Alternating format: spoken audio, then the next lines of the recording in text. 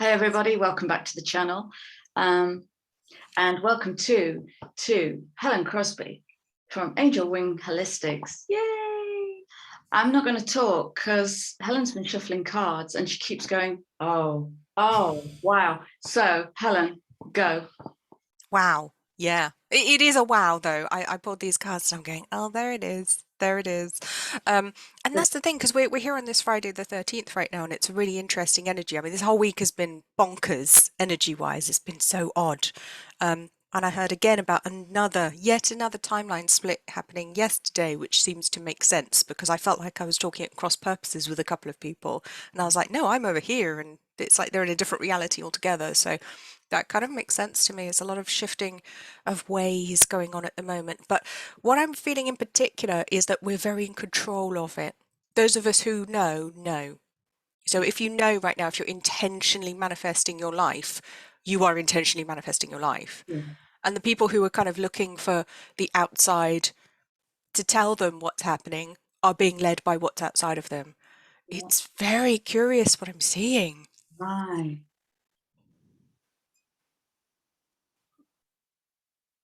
Wow. Intentional functionality is what I'm getting. Mm. Okay. And a really beautiful energy is coming in. Wow. Carry on. I feel like perhaps the lack of downloads right now is because we're not waiting to be told. They're waiting for us to decide. It's a feedback. They're waiting for our answer at the moment. Okay. That's what it feels like to me. I'll show you the cards in a second.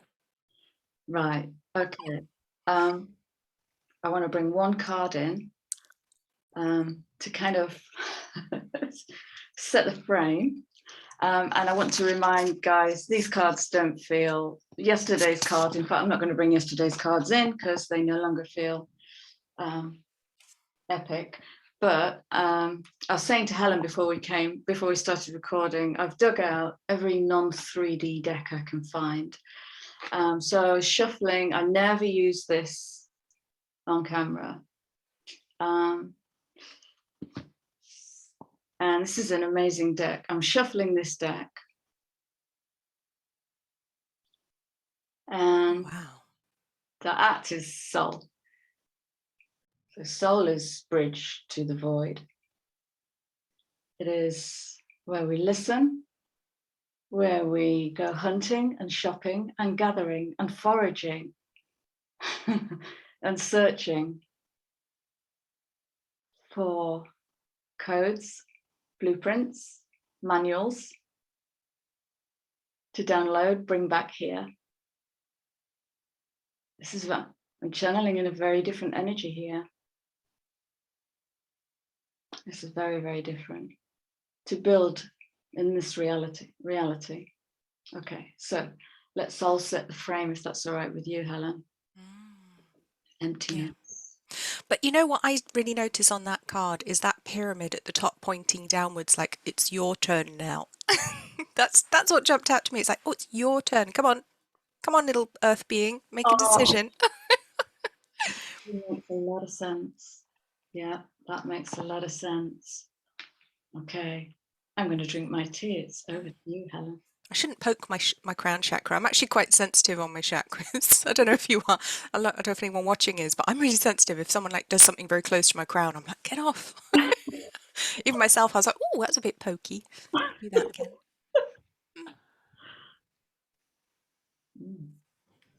Cheers. Cheers. So, but you know what's interesting? Because my first card here is number 10. So I'm working with the secret language of light. So not a concrete deck at all. It's this one by Denise Jarvie that I love working with. I got number 10, Soulcraft. Oh, for goodness sake. So we've got that transformational 10-1, but it's like we're learning how to work from soul and with our soul. It's like we're finding our craft again. We're finding how to manifest again. We're remembering. And I know these words have probably been used ad nauseum right now. Oh, we're learning how to do this again. We're learning how to, but I actually feel it now. I actually got a glimpse of it a couple of days ago. I was like, oh, And I realized how much humanity has actually lost. I had no idea how bad it was, how much we'd lost. Like, our entire world setup right now is completely alien to us. Completely alien. And I saw it and I was like, oh, it's completely alien. This is not how we're supposed to exist at all. This modern world is almost like an anthill, and we're not ants. I did have an ant infestation yesterday, so that's relevant. But That's hugely relevant. Yeah. Yeah, I saw them off with some tea tree oil. That was good. But yeah, it feels very much almost like we're little white mice that have been put in a maze by people who are observing us or making us do things, putting a piece of cheese there and a nut there and watching when we fight over it. That's so what it feels like. It feels so malevolent in a way. I've got to come in here, please. Right. So, where are we? Friday the 13th, Thursday the 12th, on the night of Wednesday the 11th, when I was a full night downloading. So, since my dad passed in January, he hasn't gone anywhere. He's very much here and he's working with me.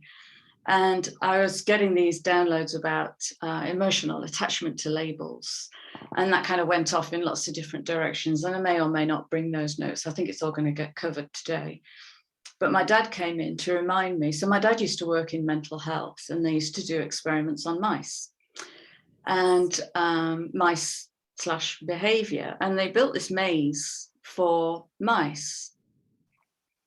And first observe the natural intelligence, so instinctual intelligence to find my way out, to explore, voyage, find my way out. And then once that was done and all the mice had found the exit, they then waited at the exit, and every time a mouse put its nose through the exit, they tapped it on the nose and the mouse recoiled. And this kept happening. And what happened was that little moment there is the hijacking and the injuring of the instinct to force the mouse into adaptive behavior based on a reaction. And I saw that in humans. I saw that writ large. And my dad brought that in so that I could see that moment, yeah, it's that moment where we make a decision from soul. And that decision from soul can transcend that fear-based recoil, because not one of those mice went vanguard over the top. Not one of those mice went, fuck this, I'm going. They stayed back and they kept staying back and staying back. But the soul is incorruptible and doesn't even consider safety or fear. So the soul, when the higher mind comes in through the heart to serve the soul path, there's just no option for just go time, like a child would play. So yeah, thanks, Pops. Lovely. Do you know that leads in really nicely to my next card, which is Soul Journey? Stop it. Number 9. I've had all 9s and 10s in my reading this week. I think it's been 9s and 10s coming up all week, hasn't it? But it's 9. We're ready to step out of the mouse prison. But that's kind of what it is. That's exactly that reality right now. We're getting ready to step out of Mousetopia or the mouse prison. It's fascinating. But you know, the forces that control our world that shouldn't be here, and their time's up, and it really is, and my camera's not focusing for some reason, but so you have to look at me blurry for a bit. But I know we refer to them as dark powers, but it's not that they're malevolent as such. There's just a lack of care. It's like dealing with a snake. It doesn't care about you. You can have a pet snake, but it will not have any emotional attachment to you. It may appreciate that you feed it, but it doesn't care if you die. It's the same reptilian kind of energy, I think, that we have. I'm very curious. My camera's being odd. You've gone all Doris Day. It's lovely. There we go. There we go. But yeah, it's and that's what I feel. And I know that they're here for a reason. I know they've been in our reality for a reason, to help us to understand shadow, to help us to understand a lack of care, because that's not our nature at all. That's the opposite of our nature. Although they lied to us and told us it was, oh, it's human nature. No, it isn't. Like when you see something horrible, oh, that's just human nature. Well, it's not my nature. I don't know about you, love.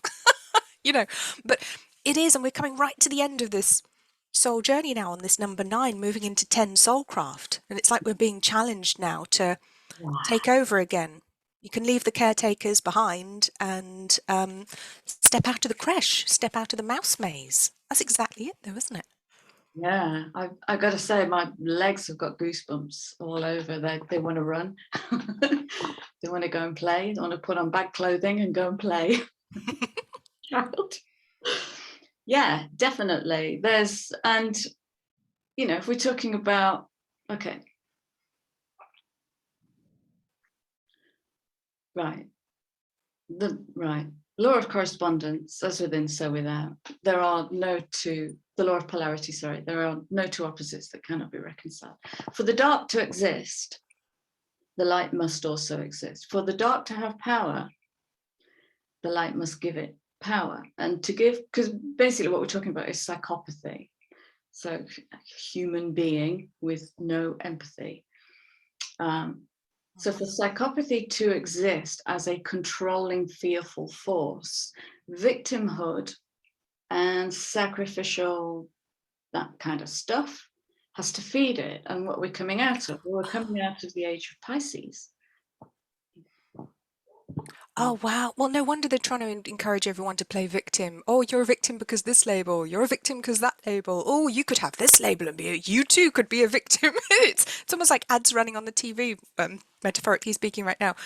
You too could be a victim like me. Oh, well, oh, wow. Yeah, I could be. It is though, isn't it? It's this real encouraging of victimhood right now.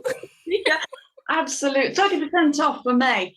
Yeah, absolutely. Makes sense. Yeah, and this is kind of the essence of the notes that were coming through for me 2 days ago, was the recalcitrant soul. And, you know, since I let go of my counselor label on camera, my system's just blown itself open to the extent now that I don't really know what to call myself, and I don't really care. I've got to have something that can meet an audience so they can book me and know what they're getting. But it just doesn't matter, as in it isn't in matter, and I'm not stuck to it, wedged in like a tick where I can't get out to be a trillion other things. So this emotional attachment to labels, oh, that's cruel. I'm not saying that. I am saying it. PhD, I'm sorry. This emotional attachment to labels, because what's the first thing that humans ask each other? What do you do for a living? Oh, who gives a fuck? What's your darkest fear? Who? Are you a good person? My first question is usually, do you have any cats? And second question, can I meet them? Because I have no interest in you. Yeah. Yeah, absolutely. What do you do for a living? Why? Because the subconscious that has taken over the roadshow wants to label and pigeonhole. So if you do this, you kind of belong here in the white collar sector, the blue collar sector, whatever. And that helps us shape our reality. Training wheels. And now it's like, well, those labels don't exist, because the egoic attachment to label is what causes separation. It's what causes a hierarchical value system where we are better than or worse than others, or more worthy or less worthy. And when we start dissolving all of that, we're coming into, actually, in you I see myself. In you I see myself. Oh, hello, tree. In you I see myself. There's no separation. And I said a couple of years ago, I was having a chat with somebody, and I said, I think there's going to be something close to existential crisis in the next 5 years. And I think the more we connect with our soul, the more we're going to get challenged to let go of what we believe defines us, the limits of what we believe defines us. Yeah, and that ties in beautifully with my next cards. We're like literally spiritually segueing here, because these are my next cards. And I got, you know, my book about manifestation, which I wrote a couple of years ago. It seems it's becoming more relevant to me than ever before, and I keep recommending it to people, and it's wonderful because look at these cards. We have 17 Visualize and 25 Manifestation. Now, if that isn't our instructions for the next step. Whoa. I'll get them closer. There we go. Look at that. There's a 7 hidden in that manifestation card. Yeah. It's It's wonderful, but it's like the whole world, you know, it's like manifesting the whole world from this amazing higher place of soul, bringing it down, creating. And this is representative to me of creating the whole new earth that we're creating. I have this one on my vision board. I made a copy of it, printed it out, because it's so relevant to me. It's so powerfully relevant to all of us, I think, right now. But it's about visualizing what we want, and not necessarily sitting doing visualization the hard way, just literally deciding what we want and keeping that image in our mind, not sitting meditating, because some people find visualizing hard. But you know what, it doesn't have to be hard anymore, because everything's getting easier. I'm manifesting super fast, and we've been doing it on fast forward since the beginning of the year. So it's just a case of, oh, well, there's a bad news headline about a direction some people want the world to go in. I'm not going to focus on that. I'm going to focus over here, where I live in this wonderful community, and people take care of each other, and we grow vegetables and have herbs, and you know, and we look after each other and nurture each other, and that's what I'm manifesting.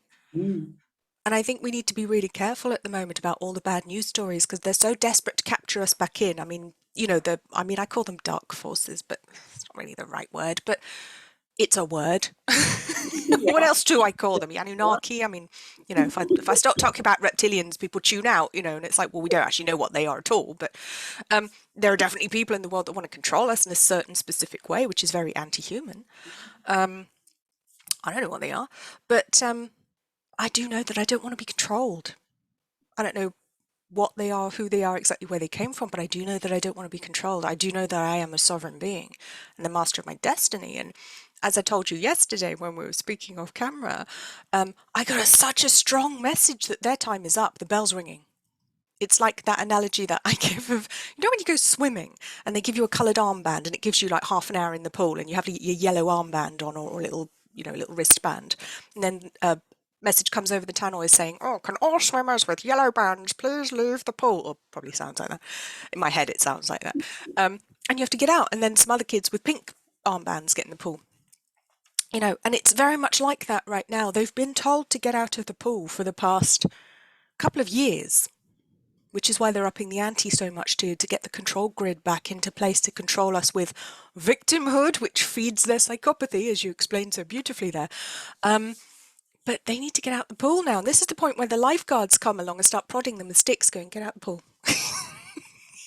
That's what I'm seeing. It's like, get out the pool. This is where the warrior angels, as I'm seeing it, that's kind of my representation in my mind, how I see it. The warrior angels step in and go, get out. Or we're calling security. Well, we are security. You know, we're here to drag you out if necessary.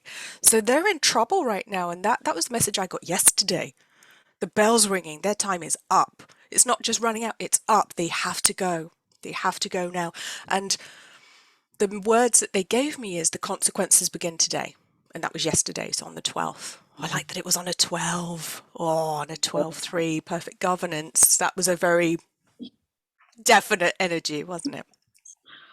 But sorry, guys, time to get out the pool. It's our turn to swim now. Yeah, thanks for the tea party. It's been great fun, but ta-ta. It's time for all color, all magic. It's wow, wow, and wow. Beautiful space opening up here. You see me shuffling. I've gone to my other deck of cards now. Actually, have you got this one out? Because we have the same one. I've got the Messenger Oracle. Do you have that one out? In my box of plunder. You didn't get it out today. Oh, that's all right. No, go for it. That could be interesting if we both pull the same card. That could be hilarious. But yeah, I just get such this strong sense that their time is up. So up right now, and they know it, and half of them are terrified, half of them are just being stubborn. And it's like watching a beached whale kind of flailing around. They're completely out of their comfort zone. The tide's gone out. That's it. They're stuck on the beach now. They didn't leave when they were told to, and consequences are going to begin. And not that we're doing anything, not that we're wishing them any ill, but they're doing it to themselves. Well, absolutely. Yeah, absolutely. Because in an organism of no separation, what you do to others, you ultimately do to yourself. The finger only points backwards. And yeah, it is literally get out the pool. You're done now. You've been swimming like sharks in a children's pool, and the children are queuing up, waiting to play. And you bit some of them, so get out. It's like sharks have been biting. It's like we've had piranhas in the baby pool for a while. And it's like, you lot, what are you even doing in here? But it took us a while to get there because humans are a bit dim at the moment. And we're like, wait a minute. You're a piranha. What are you doing in the baby pool? God, we are spiritually so dim, or we have been this past era, haven't we? Goodness me. Oh, it's like seeing through cotton wool. You know, it's quite tragic actually, because we're drawn to the cotton wool because it's white. Drawn to the light, but I can't. Fluffy and soft and safe and full of piranhas. Damn it. Piranha cotton wool. There you go. There's your title. Cotton wool. So, piranha infested cotton wool. Goodness. What an analogy. What an analogy. It's like the welfare state, piranha infested cotton wool. Oof. Anyway, let's not go there. I don't want to get all political. No. Yeah. But you know what I just realised as I pulled this card? I've got, number is that? 35, seek the lesson. But you know what? It only just occurred to me because I know that they're here to teach us lessons, but I just realised that we're teaching them too. Absolutely. That part hadn't occurred to me for some reason. Ah. I hadn't realised that we're also teaching them about kindness, about empathy, and also about the consequences of your actions. I love that, because that could literally mean we're seeking the lesson. What is it you have to teach us? Yeah. 35-8. Well, so far we haven't taught them anything other than they can trample on people quite easily. We taught them about victimhood by modeling it, and we taught them about taking advantage of people because we made it easy for them. And I think it's interesting because it's very relevant to your work with people with CPTSD who come from abuse and trauma, because very often those people become doormats and people continue to walk all over them in their lives, and they don't like it, but they don't know how to stop the pattern. It's like humanity has collective CPTSD, and these people have been walking all over us. I say people loosely. They've been walking all over us all this time, and we didn't know how to stop it. No. But we're learning now. We're getting boundaries. We're getting stronger. But we're also teaching them about boundaries, about that it's not okay to do this, and that there are consequences for their actions. Because I feel like they've gone a long time without consequences. And consequences was such an important word yesterday when that came through. The consequences begin now. I was like, ooh, is it time for guillotines yet? I'm not doing it, but if it happens, I'll be there going, oh, interesting. I don't advocate violence, of course, but could happen. Yeah. What I'm getting is, so I always used to say, when you get emotionally involved in something, kind of get up above the system and re-arrive in that as if you were an alien. Okay. So when you're an alien, you can detach from the human entanglement and you can observe and witness. That's all you're there to do, is observe and witness. And what I'm getting is, take the analogy of a human experiment, okay, by some architects. And as part of a human experiment, what did you learn? Because your learning is our learning. And so I might say, I have learned as an organic being the mental, emotional, and physical and spiritual negative effects of trauma on all levels, and particularly physically, how trauma, anything really which pulls in excessive amounts of adrenaline and cortisol into the body, shrinks the cell. And anything that shrinks the cell reduces our capacity to absorb light, photonic light, chi, prana, call it what you will, Reiki. So we are diminished and decapacitated as a bioorganic being, assuming that we are still bioorganic beings. More or less. So that would be what I've learned. What that does is that helps me to be completely dispassionate to, oh, it was awful and they took from us and yada, yada, yada. It's just, this is what I learned as part of this experiment. Let's call it, I don't know. I was going to say phase 1 humanity, but that would be a lie because we know we've been on this planet for thousands of years. Thousands of years. This is, yeah, it just feels like such a wrap up. You've been pulling cards. Do you want to get into your cards?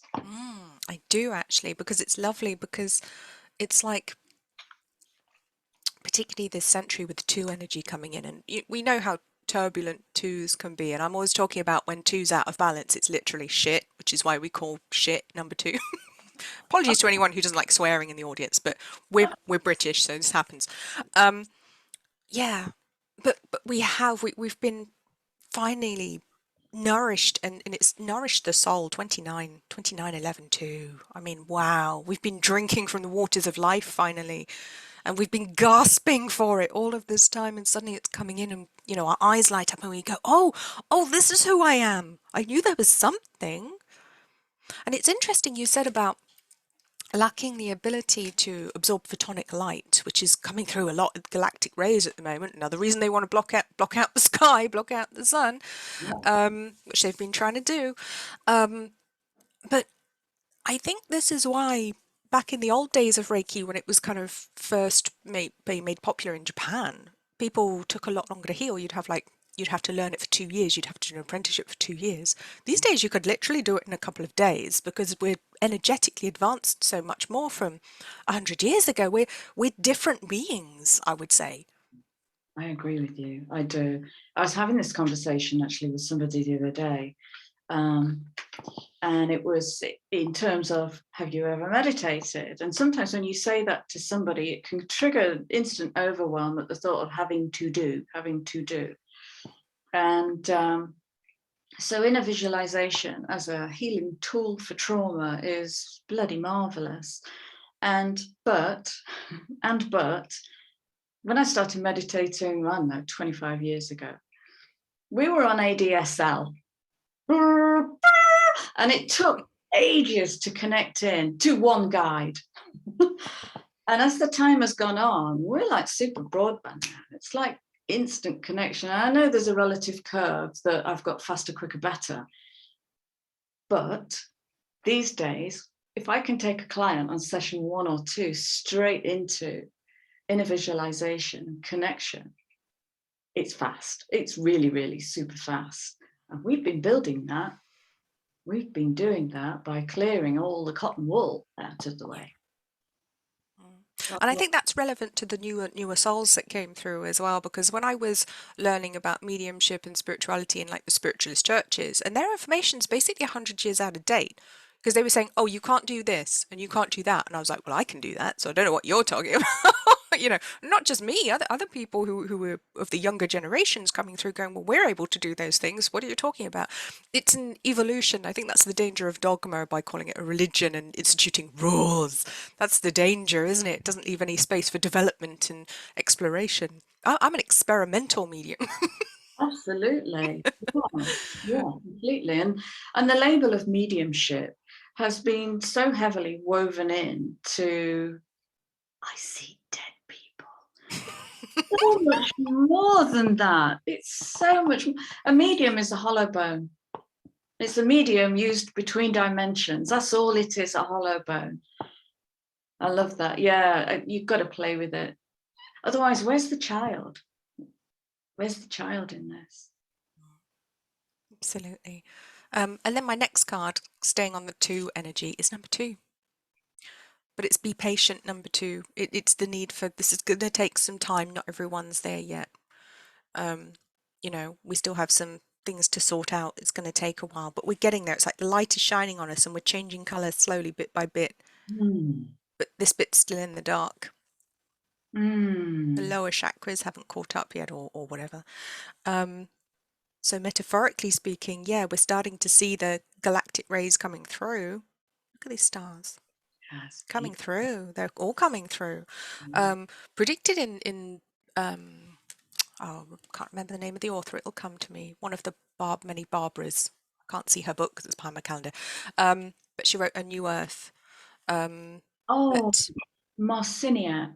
yes, brilliant work that she was talking about all of these things back in the 90s, possibly the 80s as well. But it's so powerful. But we're still in the dark down here. We haven't quite brought it all down to earth yet, have we? And we need to be a bit patient, because I feel as though we can't run ahead with this, not least because not everyone's ready to come with us and we kind of need to go as a group. But also our bodies aren't ready for it. I mean, the poor physical body would be collapsing, like you're always saying. You can't heal too quickly because your body won't be able to keep up, and you'll have some physical issues coming up which might make it difficult to function. But it is coming. Yeah. I feel it more and more every day. It's coming. It's coming. Every day. It is really, really clear. And if I can just go back to that card, because what I'm seeing is the underneath of that dragon. So if we're talking about amphibians, the way they warm their blood is to lie in the sun. And so we've got the sun of divine will coming through, warming up the being at a soul level. And what I'm noticing in so many people at the moment is this: I don't know where I am. Well, you're between worlds then. So there's this between worlds. There's the lower body, let's call it the lower chakras actually, which haven't quite rewired, because there's a lot of foundational trauma coming through, a lot of base chakra and belly trauma coming through. And wow, it's lovely, because that just tells me loud and clear we're pulling it in. It's interesting because one of the cards I've just pulled, we're pulling it in, and this is like, I want to cut out this cup and stick it right in the middle of this card. It's like that.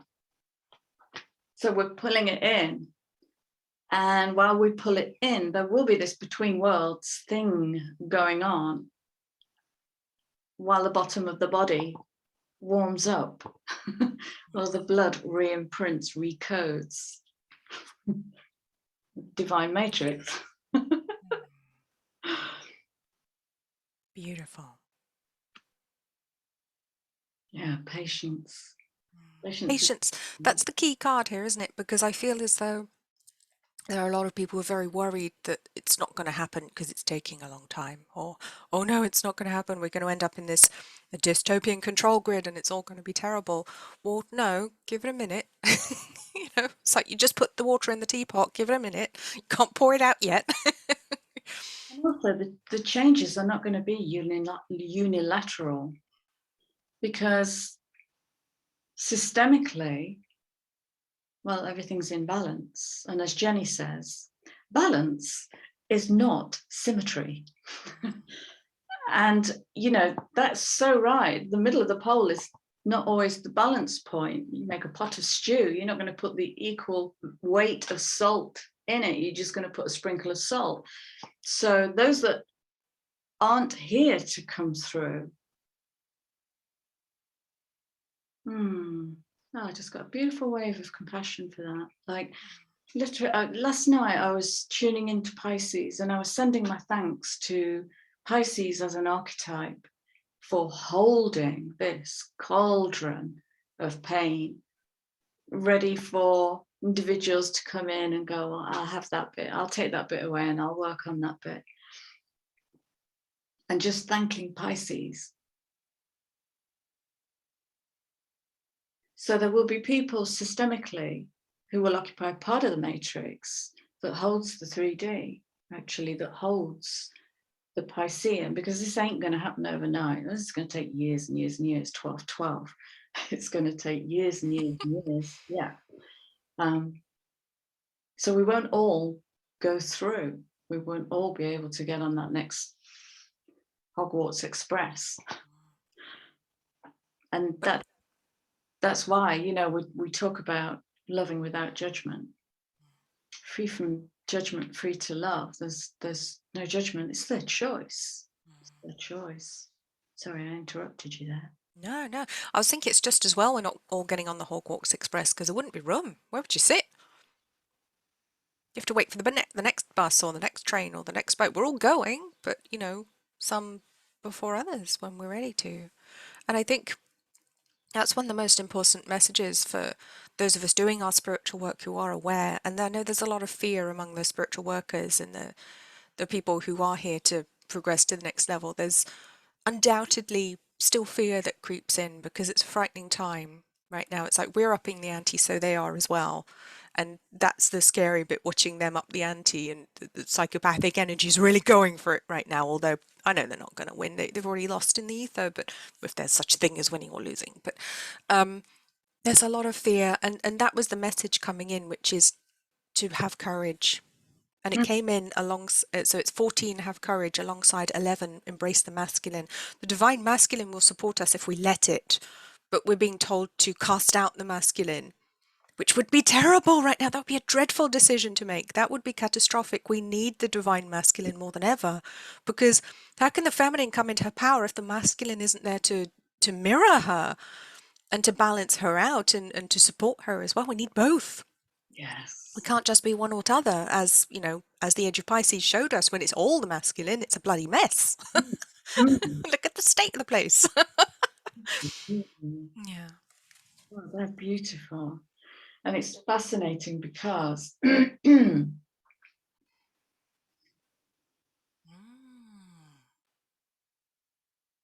now me and Venus have been doing a dance since late last year, and the Venus retrograde was hard.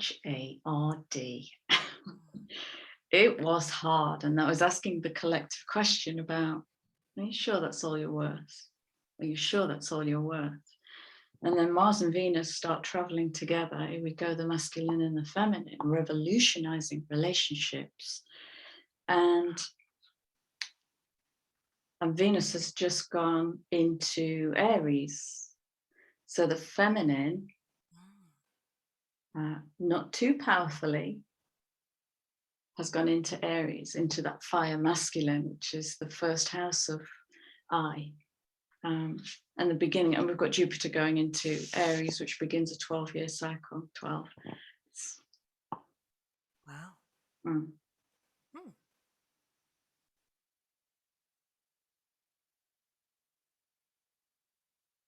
Oh, that's why it's all going to happen. Oh, I get it. Okay. I'm not an astrologer, for the record, but Jupiter into Aries, for me, that's the energy of success, because you're going to push it. You're going to push those boundaries and nothing's going to stop you. Wow. That's woof. It feels like unstoppable success, but in a good way, because Jupiter's so jovial and so positive, and wow. What does that look like astrologically? Because just for me, energetically, that's what it feels like. I look at like our work, our businesses, our abundance in the holistic meaning of the word. Wow. Do the light workers finally get paid properly for what we're worth? If we're valuing ourselves with Jupiter and Aries, I think we finally do. That's when the money finally comes in. Yeah, well, who are we asking? Because the only person we can ask that question of is ourselves. So for me, it's 3 words. Heart-centered leadership. The fact that Venus is in there with Jupiter and fire, Aries, fire, is it's manifesting from the Grail. It's manifesting from the heart, as opposed to, well, commoditizing psychopathy, let's say. And from the heart, well, where's my joy? And where's my joy? What lights me up? What makes me disappear out of the time-space continuum where I forget to eat and I forget to drink because I'm so totally immersed in my joy. Wow. very, very different way of building a path through the world. And it's not, and it's like when people build a business, their very, very first thought is money. Now, a business is an organism. So I'm speaking systemically here. It's an organism with a set of systemic rules. And that living organism, well, okay, so that's an idea at the moment. So that's an idea. So the extremity of my hand is very cool, but the palm is starting to warm up. So this is manifesting through the ether, systemic work. So if I lay the divine matrix into that space, then this rush of energy comes up my arm through the heart chakra and out this side. Now, let's imagine, so we're just going to experiment here. Let's imagine this iron pyrite is money. How much can I make from this? How much can I make from this?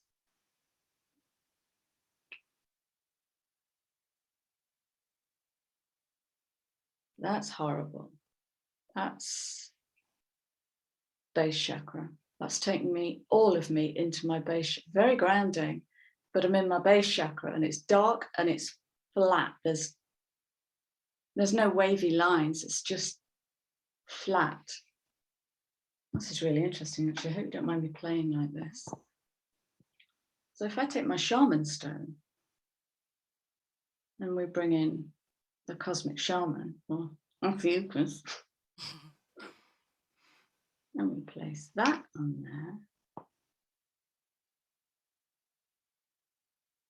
there. Okay, there's literally a column of light coming straight through my hand now. And my crown chakra is opening up. And now I can't see the plan. So there's no money. Not interested in money. There is just energy coming in. Now the back of my hand is warming up. Why have I shared this? I shared this because it's a really great way. So systemic work only reveals the hidden field, only reveals what we don't know. And I do this work with clients. You do it with a Post-it notepad and a pen. And if it's a simple yes or no, you can write out yes on one and no on the other. Turn them over so you don't know which is which. The mind doesn't get in the way. Then you can hold your question and just use your palm chakras and read the energy. Everything starts from energy. That's it.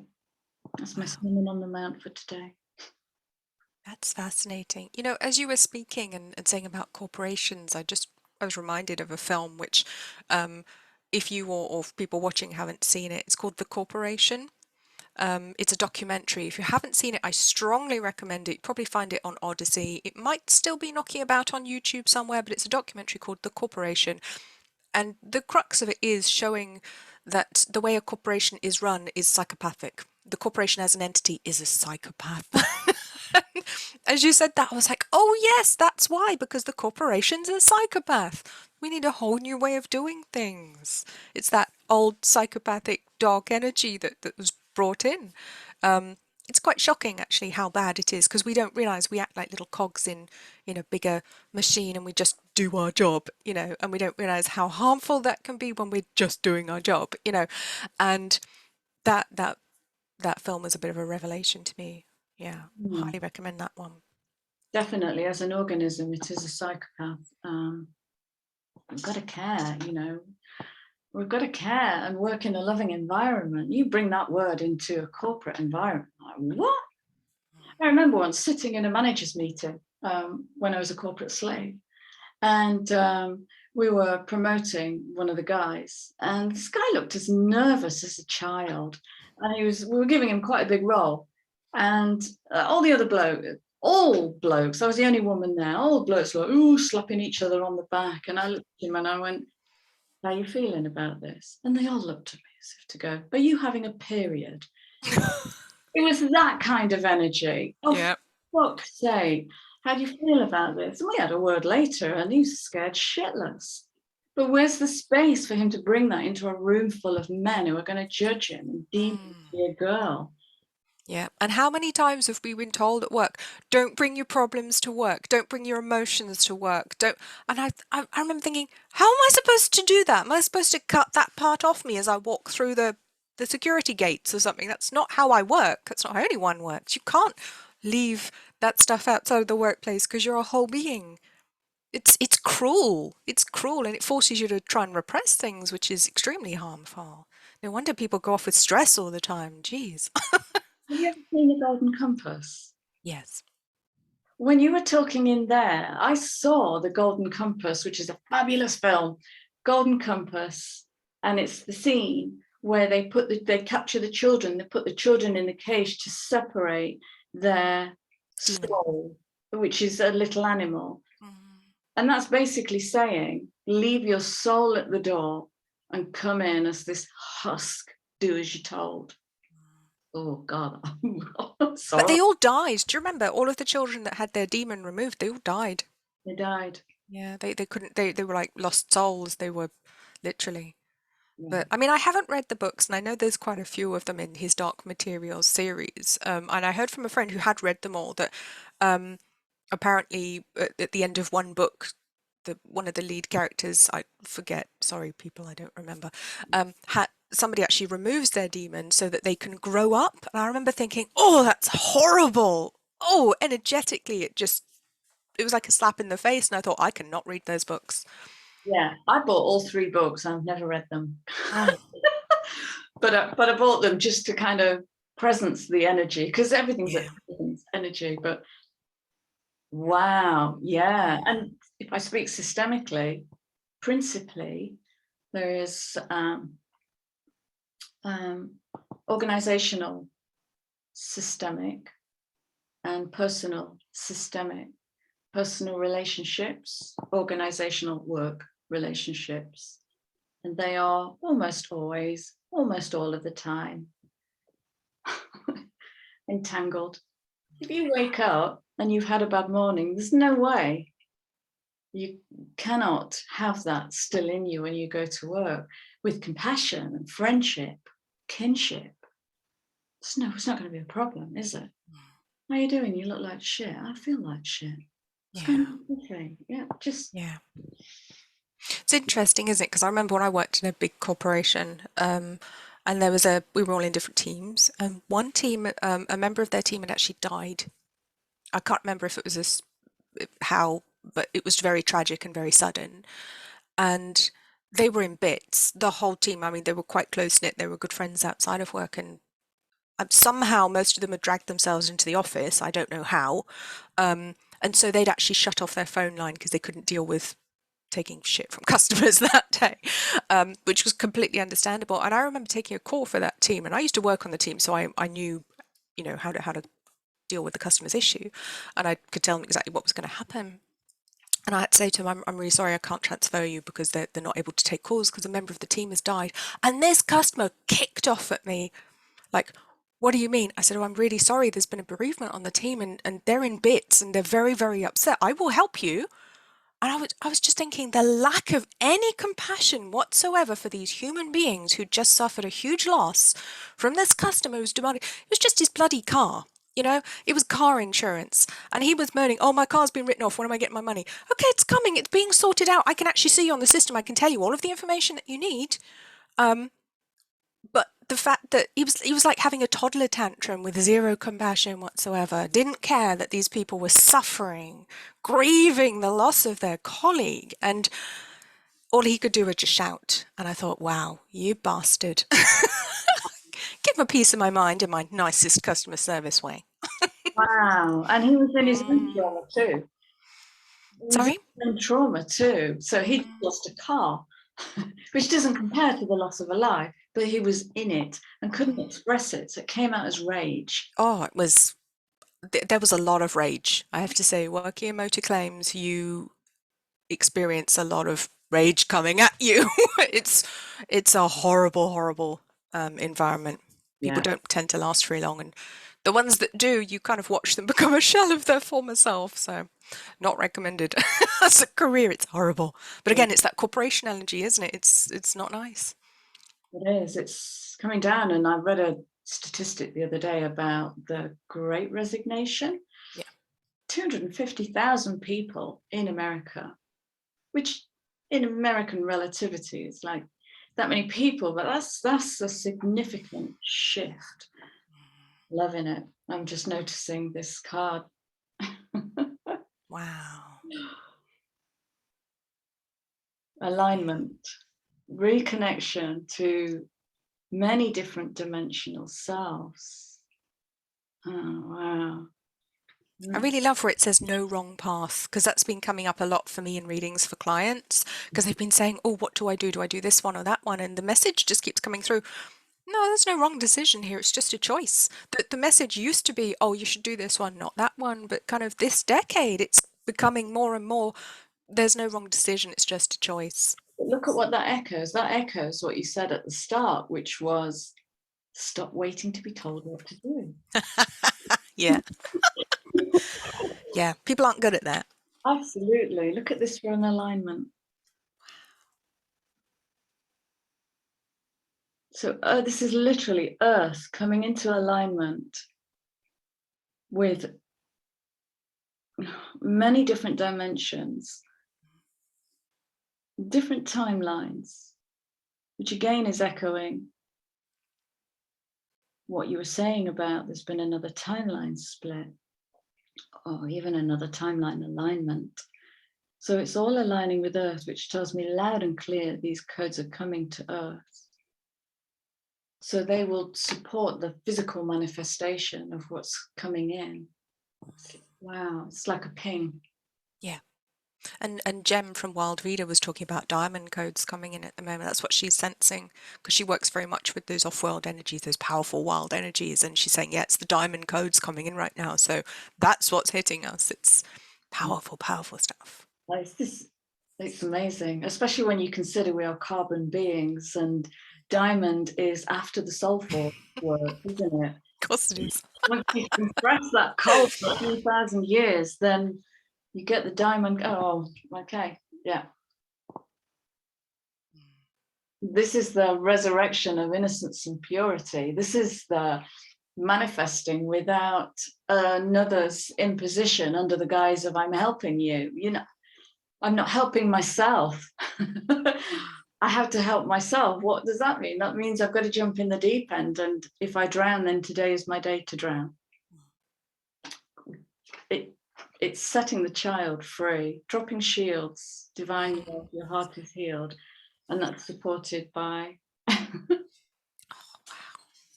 oh God, that's gorgeous.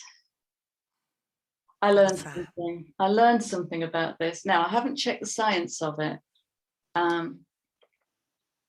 but I learned the other day that during COVID, one of the things they were doing in hospitals was to use violet light to clean the room. Disinfecting with ultraviolet. Yeah, it's very, very potent. Right. Okay. Yeah. Well, there's plenty of that then. Let's switch that all around. Chamber of the Violet Flame. Yeah. Tons of healing. Tons and tons.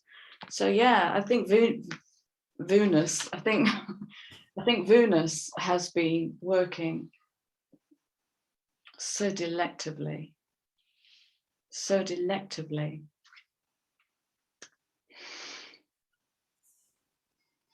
And as an aside, I don't know what any of this has got to do with Friday the 13th. Oh, it has everything to do with Friday the 13th. We're rebuilding the coven. We're rebuilding the community. That's what came to me this morning when I woke up, and I was like, oh my goodness, what am I going to talk about? Oh, I have no idea. You know what it's like. And suddenly I went, oh, we're rebuilding the coven. We're rebuilding the community, the wise women and men and shamans coming together now. That's what it is. Because Friday the 13th was supposedly when the witches were burned, which is why it became bad in the first place. It feels like a reclaiming. I can tell you, I did a little bit of research on Friday the 13th, because like you, I've read many stories about Friday the 13th, and it says, throughout the world, the symbolic meaning of 13 has a correspondence with bad luck, yada, yada, yada, because of its association with Friday the 13th. The common belief dates back to 1307, when Emperor Philip V of France ordered the arrest, torture, and death of the Knights Templar. It is thought the Knights Templar are so-called Illuminati and the founding fathers of the modern Free Masonic Society. The actual date the order was decreed was Friday, the 13th of October. Wow, of course it was October.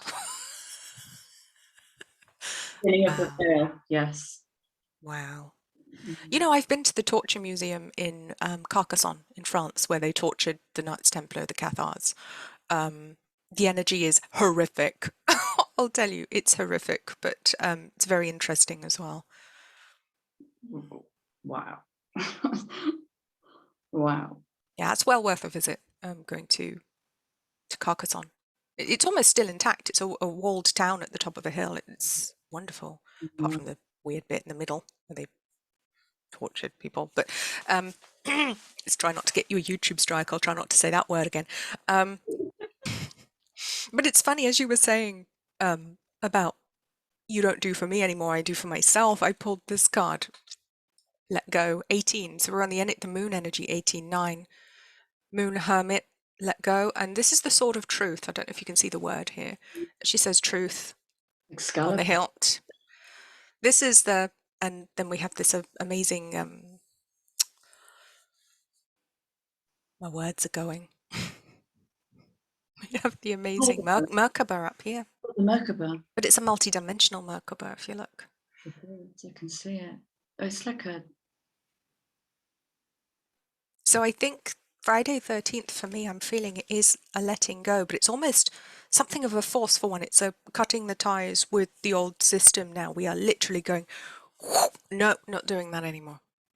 It's almost quite harsh, I want to say energetically, but in a good way. It needs to be done. Sometimes you need to cut something, you need to rip the band-aid off.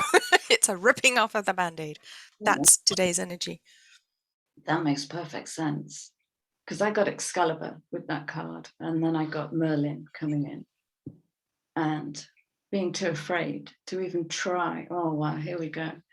Being afraid to even try to pull that sword from the stone, from the material. Yeah. And he didn't do it gradually, he did it in one go. Yeah, it's a sudden movement. Absolutely, because it's the dignity of self-belief that gave him the correct energy to confidently pull that. There was no doubt there. There was no, I'm not waiting for your approval or validation. I'm not waiting for you to cue me in. I don't need a 3, 2, 1 countdown. I'm just here in my own power to pull this bloody sword from a stone that's been stuck there for thousands of years. Wow. Wow.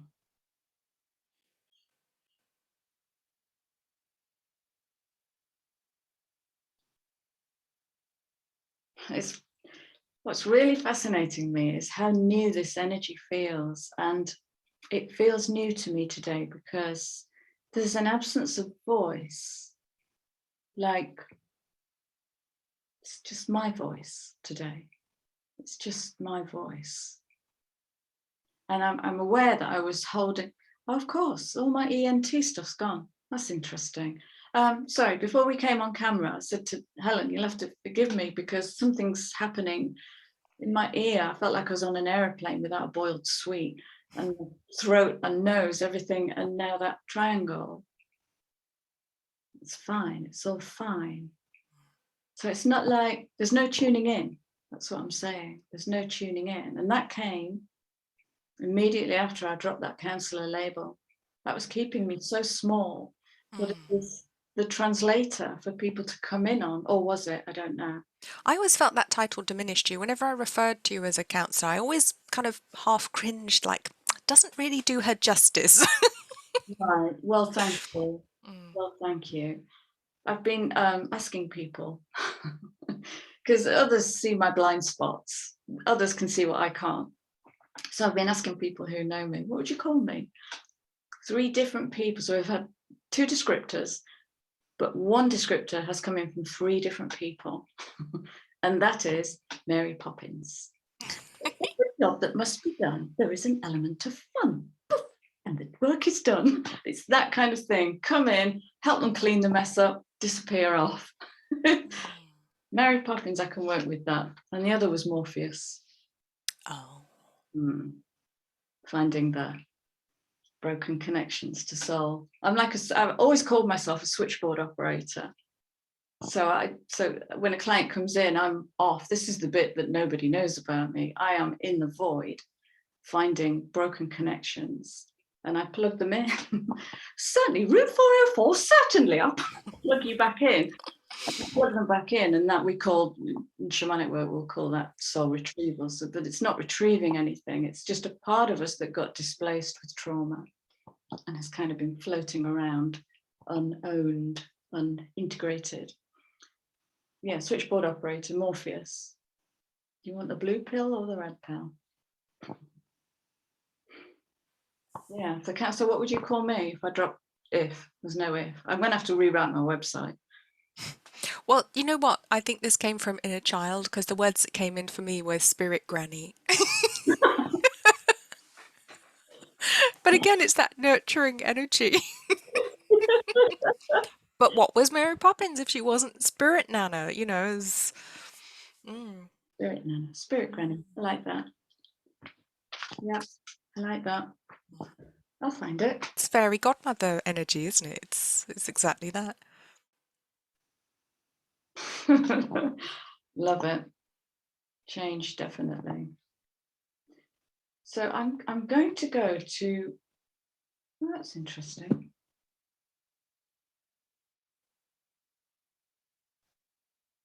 Wow. Okay, so I've got two decks here, and one is this deck, and one is my Isis deck. My Isis deck. And I got really confused because the top card on the non-Isis deck is Isis. They're just showing off now. They're showing off now, absolutely. So this is pulling it right down. So we're warming up the bottom of that chameleon dragon. So pulling the codes right down. So this is the Gaia activation, isn't it? Anchoring, grounded action, Isis energy. Where do I want to go? 13 is like hanging in the air, like a bauble on a tree. It's just hanging there. 13-4. But 4, it takes us to 4. It lets us ground. It lets us build the new foundation, doesn't it? It's 13-4. Absolutely. Absolutely. One of my numbers. Wow, I could tell you a fantastic story about 13-4. 13-4 was my OSE,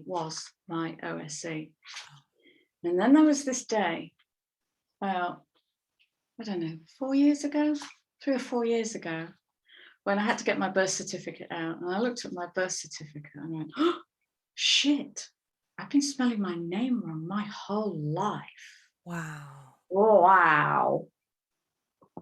So paper, pen, to do the new chart. And as I did the new chart and changed my 13-4 to a 12-3, this layer came off me.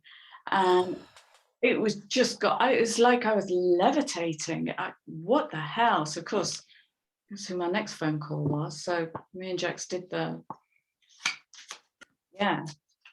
new chart, 12-3, but I've been holding 13-4 energy. I think so I could do all of that because I had a contract with the military, a soul contract with the military. So I had to do all of that. And it was roughly the time that was all falling away. That was my, let's call it my Templar, when they were good or not. Thank you. Yeah, for the non-numerologists in the audience, when we work out our OSC, which is our overall soul expression, I sound like a teacher now, you have to use your name as it's written on your birth certificate.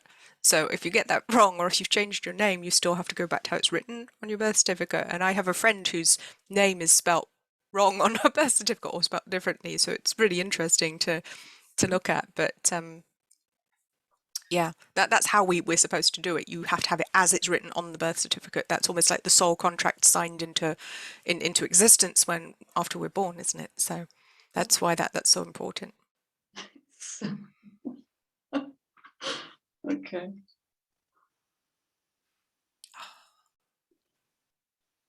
Hello, 13.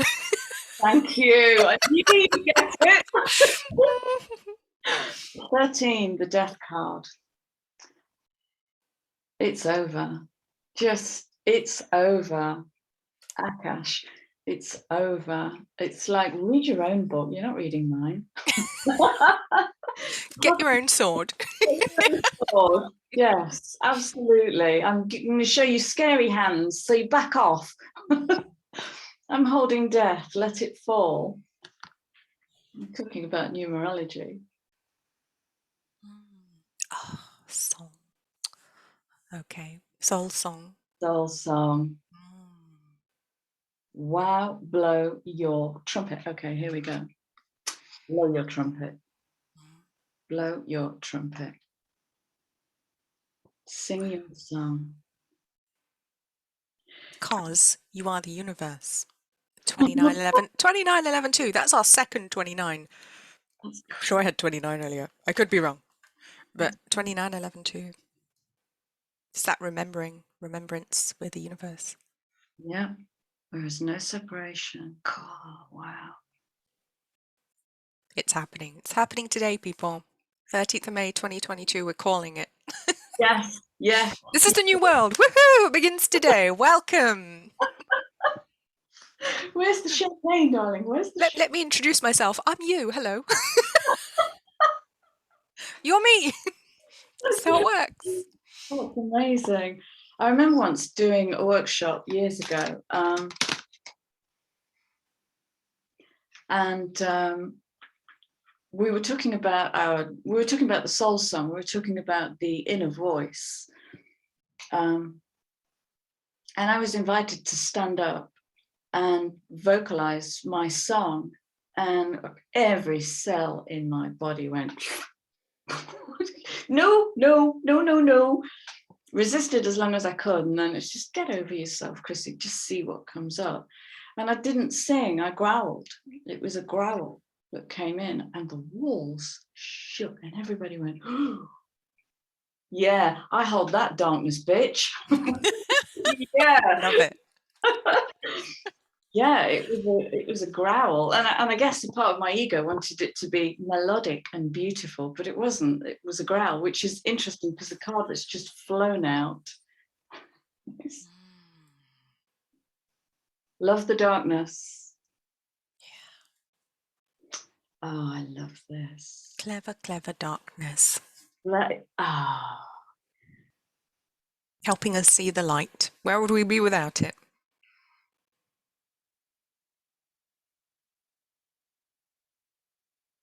Oh.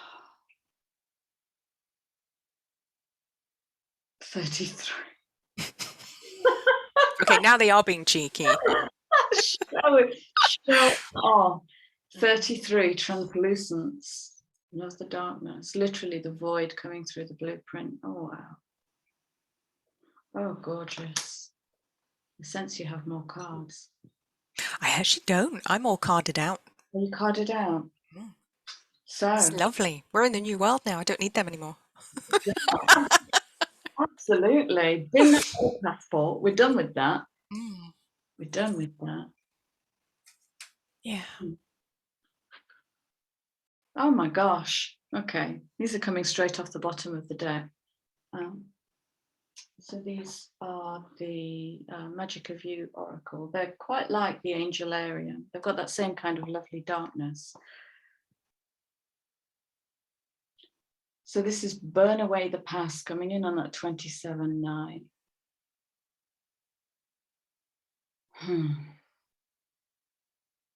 This is what I'm getting from this, is throw away the old spell book.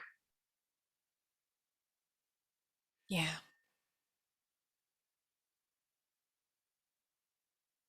She's got cotton wool all around her head. Yeah. To me, it was almost like a sort of a spiritual hairdryer around her head, and it's all noisy and she can't hear or see what's really going on because this thing's going woo. You know, like the ladies when they're having their hair set in curlers and they sit under the hairdryer.